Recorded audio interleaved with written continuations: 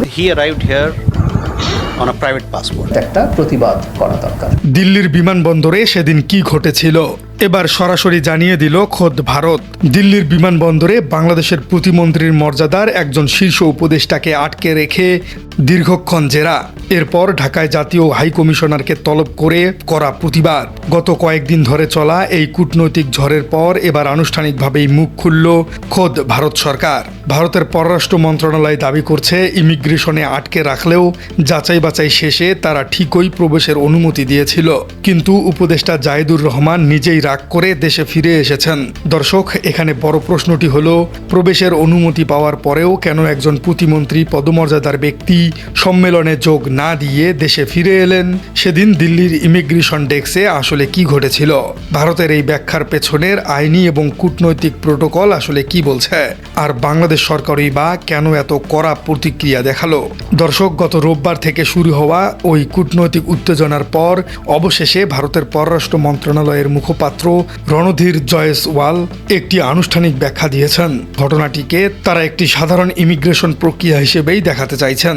রণধীর জয়সওয়াল জানিয়েছেন, বাংলাদেশের প্রধানমন্ত্রীর পলিসি ও স্ট্র্যাটেজি, তথ্য ও সম্প্রচার এবং সংস্কৃতি বিষয়ক উপদেষ্টা জাহিদুর রহমান একটি ব্যক্তিগত পাসপোর্ট এবং সার্ক ভিসা নিয়ে দিল্লিতে প্রবেশ করেছিলেন। ইমিগ্রেশন ডেস্ক তখন তার সফরের উদ্দেশ্য সম্পর্কে জানতে চায়। তখন তিনি জানান যে একটি আন্তর্জাতিক সম্মেলনে অংশ নিতে এসেছেন তিনি।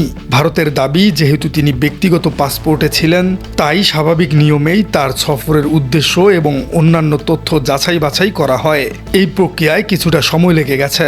এরপর সব ঠিক থাকায় তাকে ভারতে প্রবেশের অনুমতি দেওয়া হয়েছিল, কিন্তু অনুমতি পাওয়ার পরেও তিনি সম্মেলনে অংশ না নিয়ে বাংলাদেশে ফিরে যাওয়ার সিদ্ধান্ত নেন।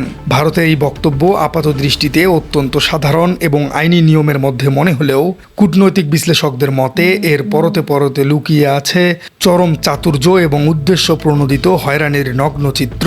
ভারত বলছে অনুমতি দেওয়া হয়েছিল, তাহলে জাহিদুর রহমান কেন ফিরলেন? এই প্রশ্নের উত্তর লুকিয়ে আছে কূটনৈতিক শিষ্টাচার এবং আত্মমর্যাদার সমীকরণে। জাহিদুর রহমান বর্তমান বাংলাদেশ সরকারের অন্যতম গুরুত্বপূর্ণ একজন ব্যক্তি। তিনি তারেক রহমানের সরাসরি উপদেষ্টা এবং তার পদমর্যাদার একজন পূর্ণাঙ্গ প্রতিমন্ত্রীর সমতুল্য। গত রোববার তিনি একটি পূর্ব নির্ধারিত আন্তর্জাতিক সম্মেলনে যোগ দিতে দিল্লিতে পৌঁছান। দিল্লি বিমানবন্দরে নামার পর তাকে সাধারণ যাত্রীদের মতো আটকে দেয়া হয়। ঘন্টার পর ঘন্টা তাকে ইমিগ্রেশনে বসিয়ে রাখা এবং নানা ধরনের জিজ্ঞাসাবাদ করা হয়।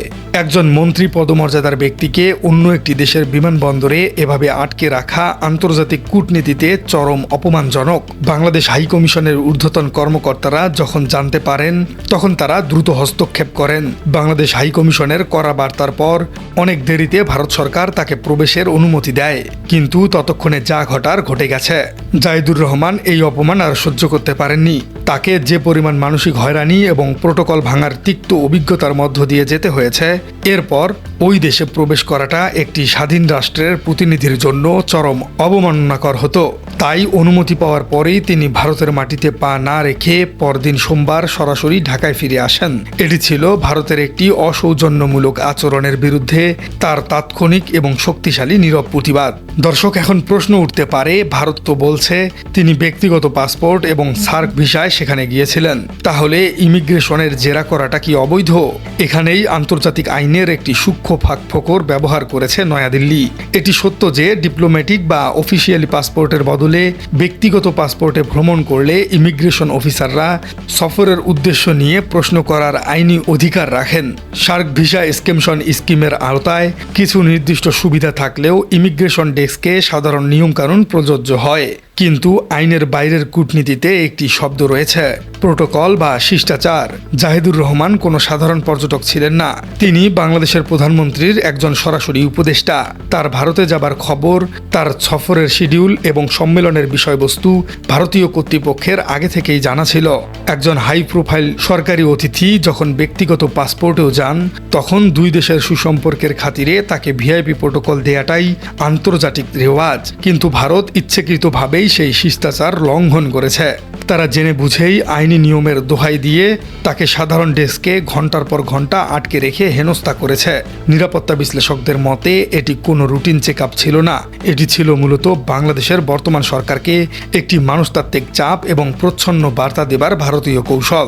দর্শক, আগের যে কোনো সময় হলে হয়তো এমন ঘটনা ধামাচাপা দেয়া হতো বা নীরবে হজম করা হতো, কিন্তু জায়েদুর রহমান সোমবার ঢাকায় ফিরে আসার পরপরই বাংলাদেশ সরকার চরম কঠোর অবস্থান গ্রহণ করে। ঢাকায় নিযুক্ত ভারতের ভারপ্রাপ্ত হাই কমিশনারকে সরাসরি পররাষ্ট্র মন্ত্রণালয়ে তলব করা হয়। একজন বিদেশি দূতকে এভাবে তলব করা আন্তর্জাতিক কূটনীতিতে চরম অসন্তোষের বহিঃপ্রকাশ। শুধু মৌখিক ক্ষোভ প্রকাশেই থেমে থাকেনি ঢাকা। ভারতীয় ভারপ্রাপ্ত হাই কমিশনারের হাতে একটি আনুষ্ঠানিক প্রোটেস্ট নোট বা প্রতিবাদপত্র তুলে দেওয়া হয়েছে।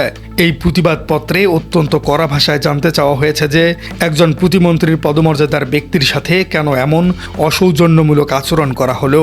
এই পদক্ষেপের মাধ্যমে ঢাকা নয়াদিল্লিকে স্পষ্ট বুঝিয়ে দিয়েছে কূটনৈতিক শিষ্টাচার লঙ্ঘন করলে বাংলাদেশও পাল্টা জবাব দিতে এক বিন্দুও পিছপা হবে না।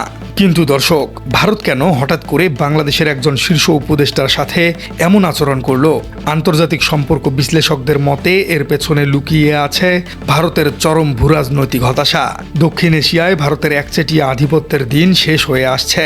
বাংলাদেশের বর্তমান সরকার অত্যন্ত স্বাধীন এবং ভারসাম্যপূর্ণ একটি পররাষ্ট্র নীতি গ্রহণ করেছে, যেখানে ভারতের পাশাপাশি পাকিস্তান, চীন এবং অন্যান্য মধ্যপ্রাচ্যের দেশগুলোর সাথে বাংলাদেশের সম্পর্ক নতুন মাত্রায় পৌঁছেছে। আন্তর্জাতিক অঙ্গনে, বিশেষ করে দক্ষিণ এশিয়ার ভূরাজনৈতিক বর্তমানে বাংলাদেশের গুরুত্ব এবং কৌশলগত অবস্থান উল্লেখযোগ্যভাবে বৃদ্ধি পাচ্ছে।